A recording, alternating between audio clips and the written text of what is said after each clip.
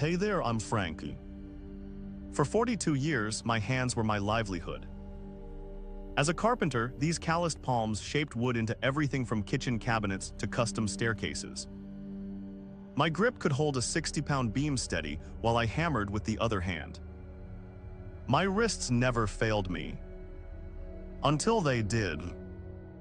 At 68, I couldn't even open a jar of pickles. My wife Margaret had to do it for me. Me, who once carried sheets of plywood under each arm. That moment standing in our kitchen watching her twist off that lid, that was my wake-up call. The decline was gradual, you know. That's how these things get you. You don't wake up one morning completely unable to use your hands. It's the small things first, dropping your keys more often, feeling that twinge when you turn a doorknob, noticing you can't quite get the same grip on your coffee mug. For me, it was buttons. My flannel shirts suddenly became my enemies.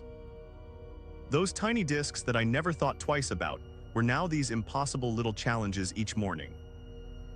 And I'd find myself getting frustrated, my fingers fumbling, until one day Margaret walked in and simply said, "Let me help you with that." I know that might not sound like much to some of you watching, but for a man who built things with his hands his entire life, accepting help to button my own shirt was, well, it was humbling. The doctor called it a combination of arthritis and normal age-related muscle loss. He used the fancy term sarcopenia for the muscle part. Said it happens to everyone as they age. But when he told me I'd lost nearly 30% of my grip strength since my last physical 3 years earlier, that hit me hard. Now I'm not just talking about this because I wanted to open my own pickle jars again, though that was certainly motivation enough. Hand and wrist strength is actually connected to so much more. Did you know that grip strength is one of the best predictors of overall health in older adults? It's true. Research shows that stronger hands and wrists correlate with better mobility, independence, and even longevity. Your hands are literally your connection to the world around you. Think about it, how many times a day do you use your hands to support yourself? Getting up from a chair, steadying yourself on a railing, catching yourself if you stumble. When your grip weakens, your risk of falls increases dramatically. And it's not just physical. There's a psychological impact too. Every time you have to ask for help with a simple task, opening a bottle, turning a key, lifting a pot, it chips away at your sense of independence. I noticed I was starting to avoid certain activities altogether, rather than admit I couldn't do them anymore. Before I tell you what worked for me, it helps to understand what we're actually dealing with. The hand and wrist together form one of the most complex mechanical systems in the human body. We've got 27 bones, 27 joints, and more than 30 muscles that control just our hands. The wrist itself is an engineering marvel, a complex joint that allows movement in multiple directions. But this complexity also makes it vulnerable, especially as we age. For us older folks, 3 things typically happen. First, we lose muscle mass naturally with age. Second, our tendons lose elasticity. And third, many of us develop some form of arthritis. That's the inflammation and stiffening of the joints. My doctor explained that my years of carpentry had actually accelerated some of this wear and tear. All those hours gripping tools, the vibration from power equipment, the repetitive motions, they took their toll. But here's the good news, and this is what changed everything for me: these systems respond to proper training at any age. Let me repeat that. Your hands can get stronger, more flexible, and more capable, even if you're in your 60s, 70s, or beyond. I remember sitting in my workshop about a week after that pickle jar incident. I was looking at all my tools, the planes, the chisels, the saws that had been extensions of my own body for decades. Some of them I hadn't touched in months because my hands just couldn't handle them anymore. And I thought, this is ridiculous. I wouldn't let a tool rust and fall apart without maintenance. Why am I letting my hands do exactly that? That's when I decided to treat my hands like the tools they are. Tools that needed regular maintenance, proper care, and deliberate strengthening. I started researching. Talked to my doctor, a physical therapist, even reached out to an old carpenter buddy who dealt with similar issues. I read everything I could find about hand exercises for seniors and grip strength training. What I discovered was that most of the advice out there fell into two categories. Either it was so basic it barely helped, or it was designed for younger people looking to build massive forearms for show. Neither worked for what I needed. So I developed my own regimen, specifically designed for older hands that have seen some miles. A system that respected the limitations of aging joints, while still challenging the muscles enough to rebuild strength. I'm going to share my complete routine with you, but first, let's talk about the core principles that make it work. Principle 1: consistency trumps intensity. I do these exercises every single day without fail. They're part of my morning routine now, like brushing my teeth.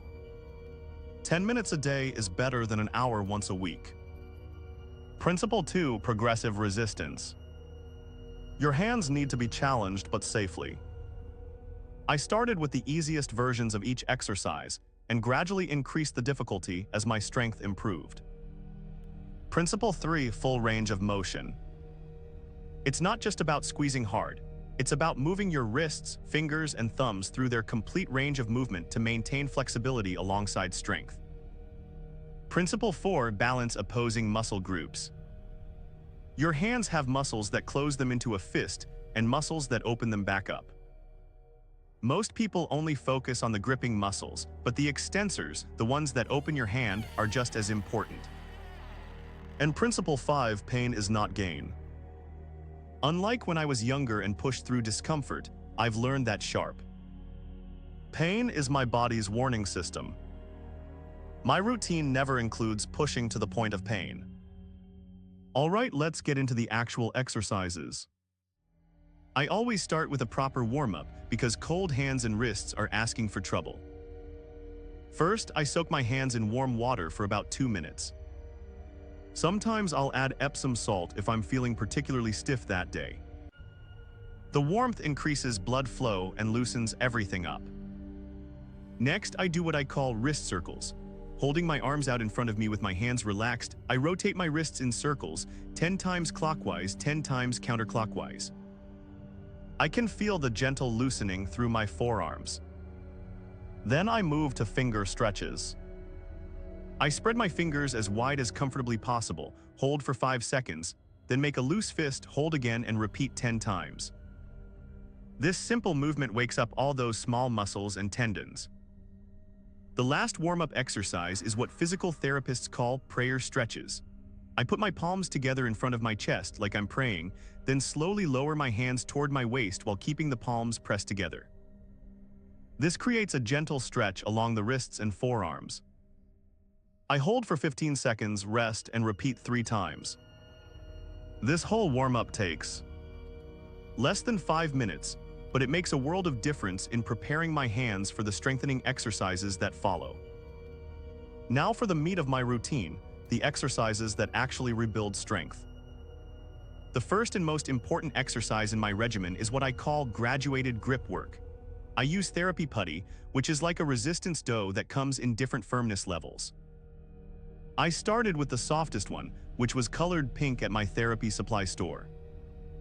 I take a ball of this putty and simply squeeze it in my palm, hold for 3 seconds, then release. I do 3 sets of 15 repetitions with each hand. What's great about the putty is that it works all the small muscles in your hand at once, and as you get stronger, you can move up to firmer resistance. The second exercise focuses specifically on pinch strength. That's the strength between your thumb and fingers that you use for tasks like opening jars or turning keys. I use clothespins for this. I simply pinch them open and closed, 20 times with each finger paired with my thumb. I started with standard wooden clothespins, and eventually moved to spring-loaded ones with greater resistance. The third exercise I do targets wrist stability. I sit at a table with my forearm resting on the surface, wrist at the edge, and hand hanging off. I hold a light weight. I started with just a soup can and slowly raise and lower my hand at the wrist. 15 repetitions with the palm up, 15 with the palm down, and 15 with the thumb up. This strengthens the wrist flexors and extensors. For my fourth exercise, I focus on rotation strength. This is crucial for turning doorknobs, opening jars, and using screwdrivers. I take a hammer, a lightweight one, and hold it by the handle with my elbow bent at 90 degrees. Then I rotate my forearm so the hammer head moves from pointing toward the ceiling to pointing toward the floor and back. 15 repetitions each arm. The fifth exercise is for finger independence and coordination. I place my hand flat on a table and lift each finger individually while keeping the others down. It sounds simple, but it's surprisingly challenging, especially for the ring finger. I do 10 lifts for each finger. And my final core exercise is rubber band extensions. I wrap a rubber band around all 5 fingers, then spread my fingers against the resistance of the band. This works those often neglected extensor muscles I mentioned earlier. 15 repetitions, 3 sets. After about 2 months of consistent work with my basic routine, I started adding some more advanced techniques that have really accelerated my progress. The first advanced technique was fingertip push-ups. Now, I don't mean full bodyweight push-ups on my fingertips. That would be asking for trouble at my age. Instead, I do them against a wall.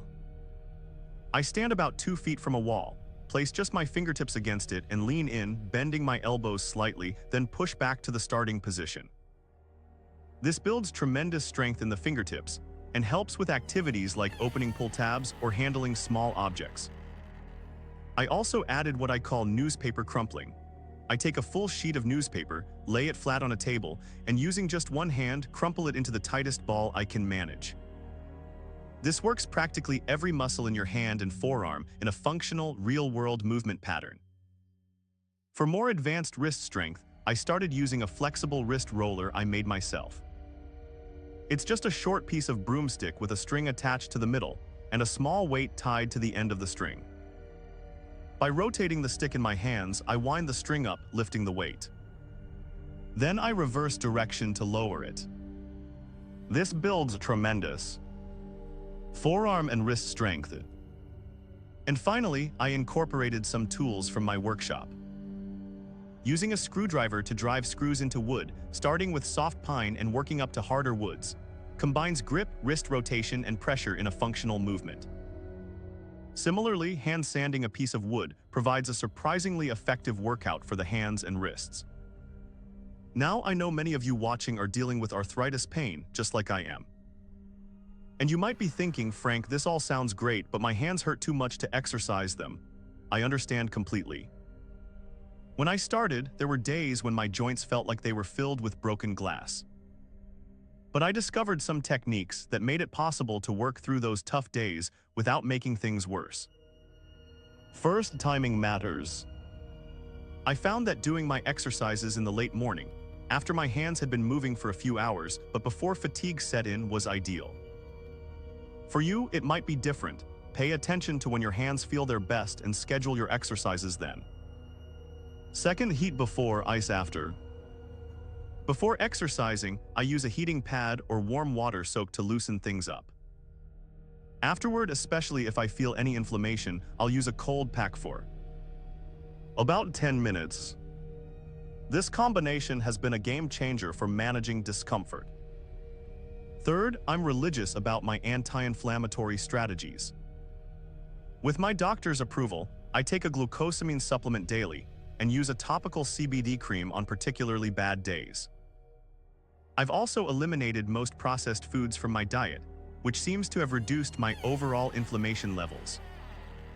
And fourth, maybe most importantly, I've learned to modify exercises on bad days instead of skipping them entirely. If the putty work is too much, I might just do gentle finger stretches. If holding a weight hurts, I'll do the same movement without weight. Something is always better than nothing.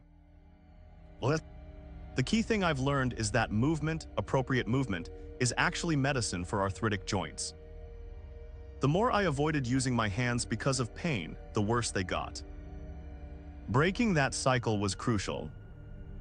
One of the challenges with any exercise program is staying motivated, especially when progress seems slow.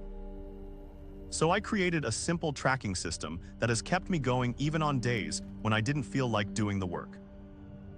I use a simple notebook where I record 3 things daily: which exercises I completed, any modifications I made, and a pain score from 1-10.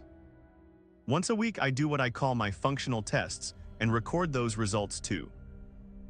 These functional tests are real-world activities that measure my progress in ways that matter to daily life. Can I open that pickle jar? How many playing cards can I pick up one at a time? Can I unscrew the gas cap on my car without wincing?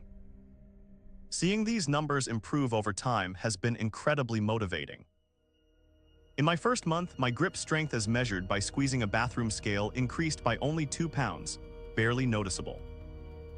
But by month 3, I had added 15 pounds of squeeze strength, and suddenly tasks that had been challenging were becoming manageable again. I also take monthly photos of my hands performing a task that used to be difficult: buttoning that flannel shirt, using a screwdriver, or playing a card game with my grandkids. These visual records of progress mean more to me than any strength measurement. And I've found that sharing my journey helps too. I started a small group at my senior center where 5 of us get together weekly to do our hand exercises. We keep each other accountable, share what's working, and celebrate our victories together, no matter how small they might seem to others. It's been 14 months since that day in the kitchen when I couldn't open the pickle jar. Yesterday, I spent 3 hours in my workshop building a dollhouse for my youngest granddaughter.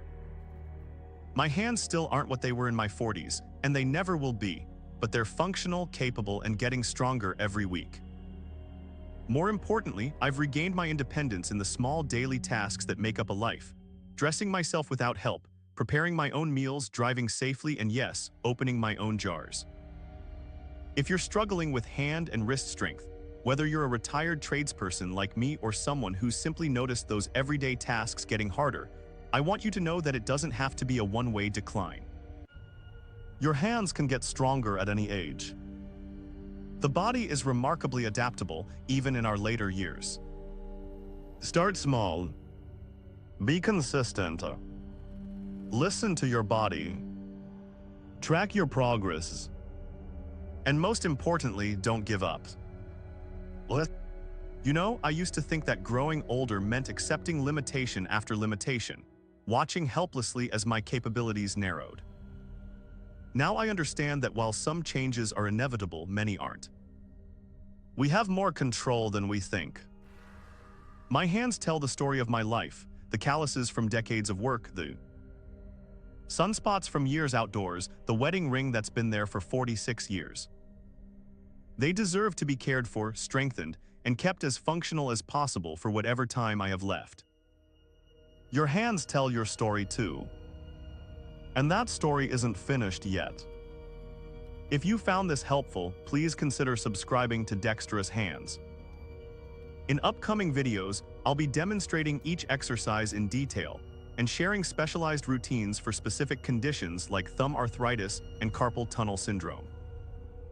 Until next time, this is Frank, reminding you that these hands of ours, they've got work left to do. Let's make sure they're ready for it.